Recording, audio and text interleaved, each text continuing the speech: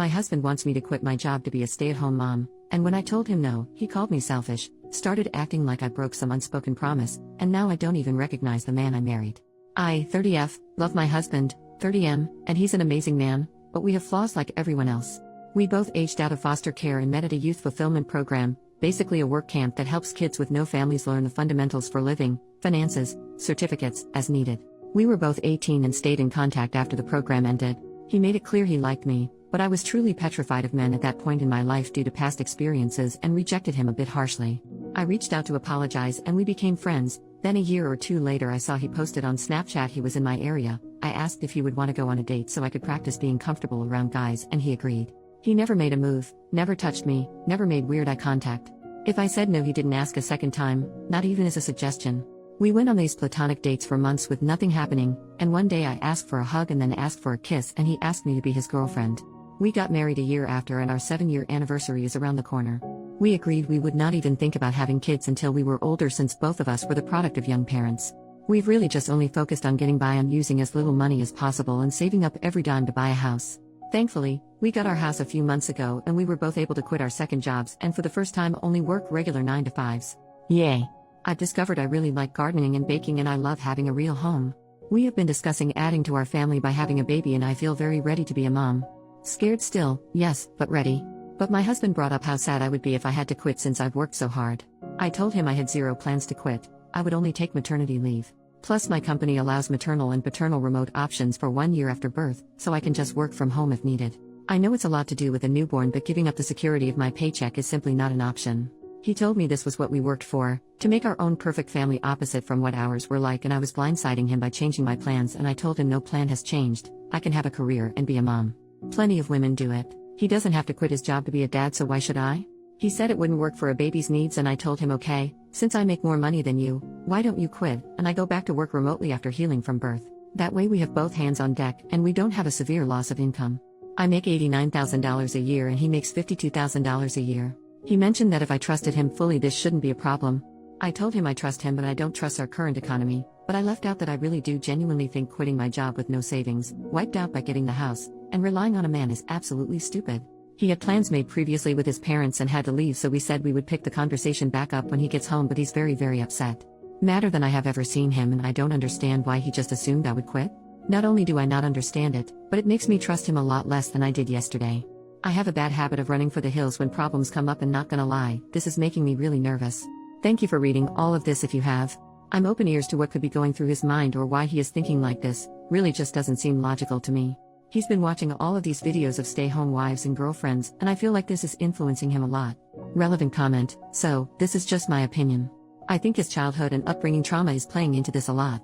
This doesn't sound like a situation where he wants to control you like in some posts but more like a situation where he has idealized what a perfect family might look like and so he wants to give his children that. You two need to go to couples counseling for a while. Figure it out with a therapist to help intercede and help him understand. Financial security is important. Hold off getting pregnant until you guys have been in couples therapy for 6 months or so and have begun working towards some common ground. As for him going off to meet his parents, is it possible having them back in your lives is contributing to this need for a picture-perfect family? Just curious. OP replied, thank you for this comment, I've been thinking on it for most of the day now. The parents he went to see are foster parents, but there was some legal issues going on and they had to release guardianship. He lived with them from 10 years old to 15 years old until ending up back at a group home and aging out but they always stayed in contact and he considers them as parents. But they never lost contact so I'm not sure if that would be it, but he didn't start seeing them in person again until 2 to 3 years ago. I've never thought he was controlling, but we have talked in the past about this type of thing and I have always told him I would never want to be a stay-at-home mom. Maybe, at most, until they're in elementary if he was making a lot more money but we're not at the income level or networking level where I can get away with having 5-year gaps in my employment. Neither of us has attempted therapy again, and most of our experiences were less than pleasant with child services counselors so I'll see if he's open to the idea. Update, 3.5 months later, it's been a few days since he came home and told me he met a girl at work and she's a better woman than me, and that she has a son already, and will be a stay-at-home wife or girlfriend or whatever the hell. He gets his happy ending I guess. He texted me right before I got off work and asked me to pick up food from one of our usual date night spots. I got home and noticed his car had boxes in it and a woman I didn't know. I tried opening the door but it was locked and she just looked at me. What little was left of our savings, he took. And both of our cats. I didn't see this coming at all. I haven't told any of my friends yet. His adoptive parents have been dropping me off food that I can't even force myself to eat. I haven't cried yet. I'm kind of still in shock. I wish I had a family to run to. But for now, the internet has to do. I haven't answered any of his calls or texts. He keeps trying to check in, ask if I'm okay. How the heck would I be okay? I never thought he would cheat. I asked him to promise if there was ever someone else he would just tell me as soon as he knew, but they've been together at least 6 months. So while he was calling me selfish for not wanting to put in my 2 weeks and be a stay-at-home wife, he was dating her the entire time. Planning a future with her the entire time. I feel stupid. I should have taken everyone's advice more literally. When I asked him to go to therapy, he wouldn't. His parents think he's having some type of mental break. I should have stayed afraid of him and avoided him. I should have chosen a better outcome for myself. I just feel like the same girl that no one wants to love anymore all over again. I know what he did isn't my fault. I know I could never stop him, and really, do I want a man who doesn't want me? Never. But that just doesn't stop it from hurting. New update, 10 days later. Really want to say thank you from the bottom of my heart to all of the people who reached out to me with well wishes. Especially other spouses who experienced similar. It helps so much more than you could ever know. There has been a few things that have happened, and honestly I'm exhausted in every way possible, so the input from folks has really been useful in organizing my thoughts and keeping an open mind. I couldn't help it, but for days I compared us and wondered what the heck he could have been thinking, until I realized she's a carbon copy of his biological mother, or at least the stories he heard about her since she died when he was 5. I hate that I feel bad for him still, even after what he's done, but we offered him support for his thoughts. We urged him to go to therapy. I even offered to pay for it myself, and he was too prideful. I lost both of my parents too, at an older age with even more core memories with them, so it wasn't a boat he was in alone. But he chose to act like it was and wallow in self-pity. He called me on our 7-year wedding anniversary, minutes after midnight, whispering apologies and saying he feels so guilty. I asked for what, and he just said, well, you know what we're going through. I told him, no, it's what you're doing. We are going through nothing. I was abandoned by my husband, exposed to God knows what while you were screwing her and coming back home to me. We were still being intimate like every single day, so I made sure he knew just how disgusting I thought he was. Then he got pissed and told me he only started cheating because I couldn't follow his lead. Sir, look where you led yourself. Our entire marriage I pushed him career-wise. Hell, the job he is right now I applied to on his behalf. Meanwhile I'm pretty sure he doesn't, or didn't even know what my full job title is. I pushed him to reach out to the adoptive parents when he started getting family obsessed, but neither of us were ready for a kid. He went on about how I broke my promise first when I decided I didn't want to be a real mom by not quitting.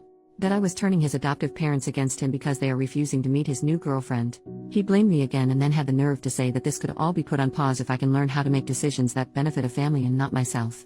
I asked point blank if he was insinuating that we could get back together if I quit my job. He told me, yes, I will always love you, but you make things more difficult than needed.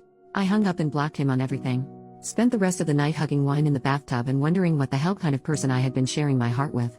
The next day he went public with their relationship, posting a photo to Instagram, and most of our mutual friends reached out, with my closest friends commenting not so kind things on the photo. As it turns out, he and his new girlfriend have been together for 7, almost 8 months. She is 20, her son is around 2. I reached out to her ex, the father of her son, who she had left to be with my ex-husband. She moved out in the middle of the day and took their kids, so he was just as blindsided, if not more, than I was. We met up and went for a walk, stopped by a bar. Literally cried, laughed, hugged each other, sang songs way too loudly and sobbed in public like a lunatic, but it helped so much. We also made sure to exchange evidence for any court battles. I'm a little iffy towards him for now, considering that they had quite the age gap. She was 17 when they met and he was 26. He said she lied about her age and they met at a college party, and then next thing he knew she was pregnant. He gave her money for an abortion, but she came back with baby clothes instead, so he tried to do the right thing and moved her in with him. Also, she's not actually allergic to cats. She just hates them. She also was very aware he was married and has been to the house multiple times. He admitted he had cheated on her before their son had been born, while she was pregnant, but that she didn't tell him she knew until after she had moved out with their son. He said he was still texting her every day, not just about their son, but also about possibly working things out. He wants her back, but she seems to be head over heels for my husband, just like I was. I told him good luck, but yeah, not the direction I'm going in at all. This time he made his bed and he will lay in it for good. Our chances of reconciliation are 0. I have never accepted someone back into my life after a betrayal, and it won't start now. At first I wanted to make sure the divorce was going to be short and as simple as possible, even if it meant giving up some things, but after that conversation, I have decided I'm fighting tooth and nail for everything I can possibly get. I live in a no-fault divorce state, but my state does have special laws for adultery, can still sue for it here, and the divorce attorney I've consulted said it looks pretty good that I won't have to pay him alimony. He also told me to look into every single banking transaction in my accounts, as he did not think they got an apartment on his income without some extra cushion, aka my money, and he was right. Last year my ex-husband told me he got really into stock trading and if he could invest some of my money as well. Guess who was never doing any stock trading, and the screenshots he showed me were all fake or pulled from somewhere else, and he had been sending that money to his girlfriend or saving it for their new place. I've been pretty enraged since finding that out. He asked his adoptive parents to ask me to allow him visitation rights to see the cats, after he had to give them back once he realized his new girlfriend is allergic to them. I relayed that he needs to first run me my money, and then take it up with the judge. I didn't think visitation was a real thing for pets, but according to my lawyer it very much is. I officially filed for divorce yesterday, and he emailed me quite the colorful email about how selfish and bitter I am for not putting my pride aside and being so fast to file for divorce, and refusing to let him stop by the house to see the cats that now he's accusing me of cheating. I read somewhere that you never really know someone until you're divorcing them, and I can truly confirm that is true. I felt like you guys deserved some sort of update considering how much support I was given. I can't share more details for now, but really thank you all again. Third update, 2 months later, I was stupid and got married at 23. We met in a foster youth program. Long story short, I didn't want to be a stay-at-home mom since I was the breadwinner. He found someone younger and dumber who would. I wish Reddit let you freaking change usernames, but here we are. I had to pick up another job to make sure I'd be able to afford the house on my own, but when my regional lead for my main job heard about it, they gave me a promotion that actually cut down my work time and gives me more money. I still kept the second job. It keeps my mind busy. Most of my work days were spent in collars and heels, but the side job is a overpriced membership only gym that I definitely can't afford without my employee discount lol. I've had a few guys approach since I filed the divorce paperwork, but I just wasn't feeling up to it. And even though I stopped wearing my ring the day he moved out, I still felt guilty. Like I was betraying him. He was the only man I've ever been with, so spending a decade learning everything about one person, and now having to switch gears is really damn hard. But, one of the guys I see often at the gym asked if I'd be his date to a seminar he's sponsoring. I said no at first, and he accepted the no very gracefully. I saw him a few days later, sparked up some conversation, and asked if maybe we could try a lunch date, just us, first. I was fully prepared for him to tell me nope, you're too late, but he instead canceled the plans he had already made. We met up a few hours later, and honestly my face hurt from laughing and smiling so much. He's a pretty charming man and has a lot of random knowledge about safari animals that gives me the same comfort that watching animal documentaries does. He asked me out for a dinner date the next day, and when he let me know he was in my neighborhood earlier that day, I asked if he wanted to stop by and grab a breakfast sandwich before I left for work. I have a 9-year-old cat who hates like 99% of people, but she loved him and even let him touch her belly. He dropped me off lunch at work and we met up for dinner, and ever since we've been texting almost nonstop. I've never felt this comfortable with someone so fast in my life. It's scary, but I've already told him that we're separated.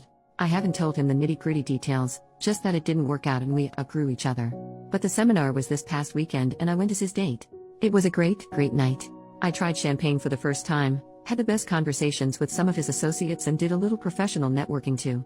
The tomboy teenage girl I used to be would never believe this lol, but more than anything I'm grateful for the support of my friends, who got me through the tough nights so I could make it to the good ones. Only up from here, I guess.